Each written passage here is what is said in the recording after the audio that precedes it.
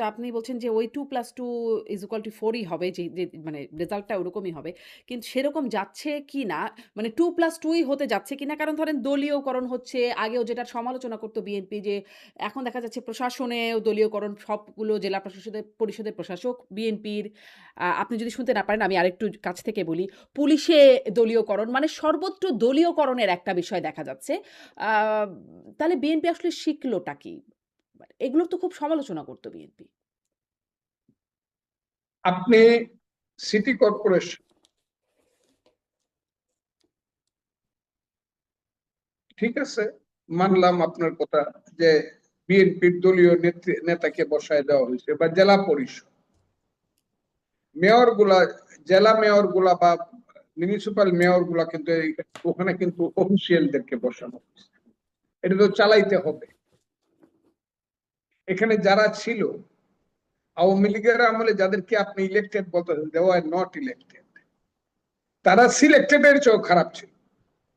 তারা নিজের ভাইকেও তারা সহ্য করতে পারে নাই, যাকে চিন্তা করছে তাকেই বসায় দিছে। ওইটাও একটা প্রহসন ছিল। কাজে তাদেরকে যখন সরাইছে, সিটটা যখন খালি হইতে, তো চালাইতে হবে অ্যাডমিনিস্ট্রেশনটা। কাজে মেয়র হিসাবে যারা ছিল তাদেরকে বাদ দিয়ে প্রশাসক হিসাবে তো 64টা জেলায় বা মিউনিসিপ্যালিটি দিচ্ছে প্রশাসক, তারা হলো সরকারি। আর জেলা পরিষদ সাময়িক সময়ের জন্য, এবং সিটি কর্পোরেশন অলরেডি ডেট হওয়ার সম্ভাবনা আমার ধারণা অক্টোবর থেকে ইলেকশন শুরু হবে। এবং অক্টোবর থেকে ইলেকশন যদি শুরু হয়, ফেয়ার ইলেকশনে যারা আসে তারা আসবে। এবং আমার ধারণা অক্টোবর থেকে ইউনিয়ন পরিষদ ইলেকশন বা পরবর্তী সময়ে মেয়র, সিটি কর্পোরেশন বা মিউনিসিপ্যালিটি ইলেকশন গুলো আস্তে আস্তে হয়ে যাবে। আচ্ছা, এখানে একটু কি মনে হয়? কারণ আওয়ামী লীগ বলছে যে তারা এখন থেকে সব নির্বাচনে যতগুলোতে অংশগ্রহণ করার সুযোগ আছে করবে। যেহেতু স্থানীয় সরকার নির্বাচনে দলীয় মনোনয়ন বা দলীয় প্রতীক লাগে না, সেখানে তারা নির্বাচন করতে পারবে। মানে তাদের নেতাকর্মীরা নির্বাচন করতে পারবে। এটি আসলে আ প্রধানমন্ত্রীর উপদেষ্টা ডাক্তার জাহিদ তিনিও বলেছেন। ফলে আসলে স্থানীয় সরকার নির্বাচনের চিত্রটা আপনার কাছে কেমন মনে হয়? কেমন হতে পারে?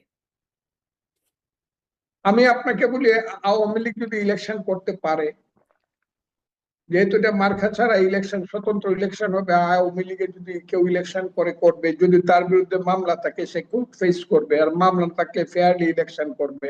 এটা তো কোনো আপত্তি থাকার কথা না। নির্বাচন কমিশন এটাতে কোনো বাধা দিবে বলে আমার মনে হয় না। সেই ইলেকশন গুলো হবে। হুম, কিন্তু আমি প্র্যাকটিক্যাল কথাটা আপনাকে বলছি, আপনি যেখান থেকে বলতেছেন আর আমি যেখানে বসে আছি, ইলেকশন করার মতো যেটা মানে এই গণনির্বাচন করার মতো যে অবস্থাটা, এটা কত জায়গাতে হবে এটা বলা বড় মুশকিল। কোন সিটিতে তারা ইলেকশন করতে পারবে একদম ফেয়ারলি, যে আমি আওয়ামী লীগ থেকে দাঁড়ায় ইলেকশন করতেছি, মার্কা যাই লোকটা আওয়ামী লীগের, যাকে সবাই চিনে, উনি সিলেট সিটি কর্পোরেশনের নেতা, আওয়ামী লীগের নেতা, প্রধান নেতা, উনি দাঁড়াইলো, যে সবাই চিনবে উনি আওয়ামী লীগ করে। উনি কতটুকু মানুষের সামনে দাঁড়ায় ইলেকশনটা করতে হবে, এটার কিন্তু বাস্তবতা একটা আছে। এই বাস্তবতাটা কতটুকু তারা ফিরিয়ে আনতে পারবে। কারণ আপনি যদি ফল খেতে চান, সেই ফলের গাছটা কিন্তু আপনার বাড়িতেই লাগাইতে হবে। এটা অন্যখানে লাগাইলে চলবে না। এখানে সাবজেক্টিভ কন্ডিশনটা আওয়ামী লীগের কি, আপনারা দূরে থেকে যায়, হ্যাঁ সাপোর্ট আছে, মুক্তিযুদ্ধের পক্ষে 90% মতামত আছে বাংলাদেশের। এখনো যদি বলে মানুষে, ধরেন এই সরকারি না, নির্বাচন কমিশন যদি বলে যে আমরা একটা রেফারেন্ডাম করতে চাই, মুক্তিযুদ্ধের পক্ষে কারা আর বিপক্ষে কারা, 71-এর মুক্তিযুদ্ধের 90 থেকে 95% ভোট মানুষ মুক্তিযুদ্ধের পক্ষে দিবে। কারণ এইসব রাজাকারের বাচ্চাদেরকে মানুষ অলরেডি গত 2 বছরে চিনে ফেলছে। সবচেয়ে ক্ষতি হয়েছে আওয়ামী লীগের, তো ক্ষতি হয়েছে, কিন্তু রাজাকারের বাচ্চাদের এত ক্ষতি হয়েছে গত 2 বছরে। এদেরকে সবাই, এদের চেহারাগুলো, কালো চেহারাগুলো সব পর্দা খুলে দেখে ফেলছে এরা কারা। ওদেরও খুব ক্ষতি হয়েছে। কাজেই ইলেকশনটা কি হবে সেটা নির্ভর করতেছে আওয়ামী লীগের সাবজেক্টিভ ফোর্স, অর্গানাইজেশনাল স্ট্রেংথ, আপনি এই মাটিতে কতটুকু রোপণ করতে পারেন। হুম। কারণ সমস্ত ইলেকশনটাই শুধু পাবলিক এখন সাপোর্টের মানে উপরে হয় আপনার না। তো ধরেন এটা আপনি তৃণমূলের দেখার একটা সুযোগ আছে। বিল্ডিং, আমি কথাটা বলে লই, আচ্ছা। একটা বিল্ডিং যেমন করে শুধু ইট সুরকি দিলেই হয় না, এটার পিলারের উপর একটা বিল্ডিং দাঁড়ায় থাকে। কতটুকু একটা সংগঠনের উপরে কিন্তু একটা ইলেকশন নির্ভর করে। সেই সাংগঠনিক শক্তি কার কত আছে বা আওয়ামী লীগের বা কি আছে তাকে ইলেকশন করতে দিলেই নন পার্টি ইলেকশন করলেই আওয়ামী লীগ পাস করে, যদি পিলার না থাকে ইট ইজ নট পসিবল। মানে সমর্থন দেখেন আছে আপনি কিন্তু সাংগঠনিক শক্তি আছে কিনা সেটা নিয়ে আপনি মানে সন্দিহান। সংগঠন, হ্যাঁ, হ্যাঁ, জি। আ সংগঠন সমর্থন তো থাকবেই, তার তো একটা সমর্থন রয়েই গেছে, যদি কেউ অস্বীকার করে হুম। তাহলে বাস্তবতাকে অস্বীকার করা হচ্ছে। জি। আপনি তারেক রহমান সম্পর্কে বলছেন মাননীয় প্রধানমন্ত্রী। তিনি সম্প্রতি চট্টগ্রামের হাটহাজারীতে তিনি বলছেন যে তিনি জামাতকে ইঙ্গিত করে বলছেন, গুপ্ত বাহিনী তাদেরকে আখ্যায়িত করে বলছেন, "এই বাংলাদেশে কতগুলো রাজনৈতিক দল আছে যারা স্বাধীনতা যুদ্ধে বিরোধিতা করেছেন। তারা ৮৬ সালে স্বৈরাচারের সাথে নির্বাচনে গিয়ে জাতীয় বিমান আখ্যায়িত হয়েছিল। ৯৬ সালে আবার দেশের মানুষের সাথে গাদ্দারি করে তারা স্বৈরাচারের সাথে হাত মিলিয়েছে।" মানে আমার প্রশ্নটা হচ্ছে এখানে, এই ইতিহাসটা বিএনপির মুখে কতটা মানানসই? যেখানে মানে এগুলো তো আগের ইতিহাস। সবচেয়ে লেটেস্ট ইতিহাস যদি বলি ২০০১ সালে বিএনপি জোট করল। তাহলে এই যে ইতিহাসটা ইনি প্রধানমন্ত্রী এই ১ম না এর আগেও বলেছেন। প্রধানমন্ত্রীর মুখে এই ইতিহাসটা মানানসই? তো মানে আপনি কাজী নজরুল ইসলাম সাহেবের একটা কবিতা আছে যে আমরা সবাই সমান পাপী, আপন পাপের পাটকারা দিয়ে অপরের পাপ মাপি। হুম, এই যে মুক্তিযুদ্ধ বিরোধী শক্তি যে আসলো দেশে, আজকে তারা হাঙ্গর হয়ে দাঁড়াইলো, আজকে তারা দম্ভ করে এত বড় কথা বলে যে আমরা ২৪ ঘন্টার মধ্যে সব শেষ করে দিতে পারি। এটার জন্য একদলীয় ভাবে কেউ দায়ী না, আমরা সবাই দায়ী, আমরা সবাই সমান পাপী। হুম, আমরা কিন্তু ৭৯ সনে যখন আইডিএল নিয়ে রহিম সাহেব আসলো, এই বক্তব্যগুলো আমাকে দিয়ে দেওয়ায় না।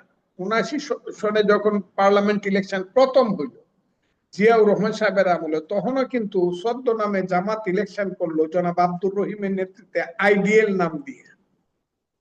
তখন কি আমরা প্রতিবাদ করছি? বুঝলাম জামাত বিএনপি ইন্ডালজেন্স দিছে, পথ করে দিছে, আমরা কি প্রতিবাদ করছি? আমরা কি তাদের সাথে পার্লামেন্টে বসি নাই? আবার ৮৬-তে আমিও পার্লামেন্ট মেম্বার ছিলাম, আমাদের সাথে কি জামাত যায় নাই? ঠিক আছে। আবার ৯৬, যেটা আমি যে কারণে আমি আওয়ামী লীগ থেকে বের হলাম, একটা কথা কই, হুম, আমি বললাম শেখ হাসিনা যখন বললেন যে জামাতকে নিয়ে আমি সংসদের ভিতরে এবং বাহিরে আন্দোলন করতে চাই, কেন? আমি খালেদা জিয়ার বিরুদ্ধে তত্ত্বাবধায়ক সরকার, তাকে আমি ফেলে দিতে চাই। তখন আমি একমাত্র ব্যক্তি, বিরোধী দলের নেত্রী ২৯ নম্বর মিন্টু রোডের বাসায়, আমি তখন সেন্ট্রাল এক্সিকিউটিভ মেম্বার আওয়ামী লীগের, আমি বলছিলাম জামাতকে নিয়ে আমি বেহেশতে যাইতেও রাজি না, আমার নামটা আপনি নোটুক ডিসেন্টের খাতায় লিখে রাখেন। এবং এটা ছিল আমার মহা অপরাধ। এইগুলো অনেক কথা আমি বলতে চাই না। হুম। কাজেই জামাতকে কারা বড় করছে, কারা লালন পালন করছে, এটার ব্যাপারে কথা আছে। মানে হ্যাঁ, তাহলে খুবই নিশ্চিত স্পষ্ট। ভাবে মানে ২০০১ জামাতকে নিয়ে সনে জনাব ফজলুর রহমান, জামাতকে নিয়ে আপনি যেটি বলছিলেন আপনার আপত্তির কারণে আপনি আওয়ামী লীগ থেকে বেরিয়ে আসলেন। এটি হচ্ছে আপনার আওয়ামী লীগ থেকে বের হবার কারণ। তারপরে বিএনপিতে গেলেন, বিএনপি তো সে জামাতের সাথে একদম জোট বাঁধল। তখন আপনি সেটা মানলেন কেন বা মেনে আছেন কেন? আওয়ামী লীগ আমার ঘর ছিল, এই ঘরটা আমি সৃষ্টি করছি, আমি ওই ঘরে জন্মগ্রহণ করছি, আমার অধিকার অনেক বেশি ছিল। হুম, আওয়ামী লীগ যখন করতে পারলাম না, আমি যখন দেশনেত্রী খালেদা জিয়ার ডাকে আমি বিএনপিতে আসলাম, তখন তো আমি ওই ঘরের ছেলে না, আমি তো ওই ঘরে আসলাম। আমি হুম, যে আওয়ামী লীগের থেকে যে কথাটা আমি আওয়ামী লীগকে বলতে পারছি, এই কথাটা আমার বিএনপি, তারা তো আমাকে আশ্রয় দিল। আসছি তো মানুষের খুব বেশি কথা বলার সুযোগ থাকে না। আমি আপনাকে যদি বুঝাইতে পারিতে বুঝছেন আপনি। আওয়ামী লীগ ছিল আমার ঘর, ওই ঘরে আমি জন্মগ্রহণ করছিলাম, আমি বলি না ভাত খাবো না, আমি থাকবো না তোমার সঙ্গে, এটা বলার আমার রাইট ছিল। আর যারা আমাকে আশ্রয় দিছে তাদেরকে আমি বলতে পারি না তোমার সাথে আমি থাকবো না, কারণ আমি কে? হুম, কি এখন কি ডিফারেন্সটা বুঝছেন আপনি? জি। আ মানে যদি আ এটাও তো পরে আপনাকে আপনারই সাক্ষাৎকারে জেনেছি, শুনেছি যে ঘরের ছেলেকে ঘরে ফেরানোর একটা তৎপরতা ছিল। আপনি তো ঘরে ফিরতেও রাজি হন নাই। কেন? ঘরে ফিরতে চাই নাই কেন? এগুলা আমি অনেক বলছি, হুম, অনেক বলছি। আমার এই প্রসঙ্গটা যদি দয়া করে বাদ দেন আমি খুশি হব। ঘরে ফিরতে চাই নাই বা রাজনীতি কি হবে এটা শেষ কথা। আমি আপনাকে বলি, আমার ঘরে ঘর কি? আমি যখন আইসা করলাম আমাকে ডাকলেন আপনি, তখন তো আমি অন্য স্রোতে চলে গেছি। তখন তো আমি কৃষক শ্রমিক জনতা লীগে যাব বলে আমি প্ল্যান করে ফেলছি। কাদের সিদ্দিকী সাহেব বীরুত্তম প্রেসিডেন্ট, আমি জেনারেল সেক্রেটারি কৃষক শ্রমিক হুম, জনতা লীগ। অসময়ে তো ডাকলে হবে না, সময় তো করতে হবে ফেরার জন্য, অসময় তো হবে না। আমার অনেক কথা আছে, ওই কথাগুলো আমি আর এখন বলতে চাই না। এগুলো বহুবার বলছি। আমার উপরে অনেক বেশি আমাকে ওই দিন একটা এলাকাতে মিটিং করতে গেছি, একজন খুব বড় নেতা জেলা, সে হঠাৎ করে বক্তৃতা করতে আমার নামে সম্বোধন করলো ট্রেজেডি নায়ক ফজলুর রহমান। আপনি কি হুম, বুঝছেন আমার কথাটা? এই যে কথা বলেছে, অনেকেই কথা বলে, যাদেরকে 30 বছর পড়াইতে পারবো রাজনীতি, তাদের পিছনে চলতে হয় আমাকে, কি করব? জি। তাহলে আপনি নিজেকে করবো কি? ট্র্যাজেডি নায়কই মনে করেন? আওয়ামী লীগের জুনিয়ররা আমার নেতা হয়ে গেছিল। হুম, হুম, এত চয়েস করে নেতা মানে তো মাথা তোর মাটি থেকে উঠে আসতে হবে। সেটা জি, তো কেউ আসে নাই বলে এখন কেউ ডাক দিয়ে বলতে পারে না, এই আমি কিন্তু এখন আওয়ামী লীগ করি, আমাকে জেলখানায় নিয়ে দেন। এটা লতিফ সিদ্দিকীর মতো 87 বছরের লোক যদি হাইটে হাইটে বাপকা বেটার মতো গিয়া জেলখানায় বলে আমার ফাঁসি দিয়ে দেন। লতিফ সিদ্দিকী তো আওয়ামী লীগের শেষ পর্যায়ে কোনো ভাগও নেয় নাই, তাকে তো বাইরে করে দেওয়া হয়েছে। 87 বছর বয়সে যেভাবে হাইটে গেছে, আমার মনে হচ্ছে তার বয়স 27 বছর। এরকম বাপকা বেটা আছে কেউ? খালি দূর থেকে খালি কই কথা কইলে আসো। হুম। তাহলে আপনার সরকার এরকম বাপকা বেটা যাকে বলছেন তাকে মানে ৮৭ বছর বয়সের মানুষটাকে জেলখানায় নিচ্ছে। যেই সরকারের অংশ আপনি মানে বিএনপি থেকে নির্বাচিত এমপি আপনি। আপনি মানে এই সিদ্ধান্তকে পছন্দ করেন? মানে এই অবস্থানটাকে পছন্দ করেন? আমি শুধু লতিফ সিদ্দিকী না, যত মুক্তিযোদ্ধাকে জেলখানায় নেওয়া হয়েছে তাদেরকে সাক্ষী সঠিকভাবে বিচার করা হোক, সাক্ষীর মাধ্যমে সবকিছু তাদেরকে সুযোগ দেওয়া হোক এবং তাদেরকে সঙ্গে সঙ্গে বেল দেওয়া হোক। কোন মুক্তিযোদ্ধা জেলখানায় থাকবে না। একদম আমির হোসেন আমর থেকে রাশেদ খান মেনন বলেন, লতিফ সিদ্দিকী বলেন, ইনু বলেন, শাহজাহান খান বলেন, যারা মুক্তিযোদ্ধা সবার বেল চাই, তাদেরকে বেল দিতে হবে। আপনি কি বলেন এইসব?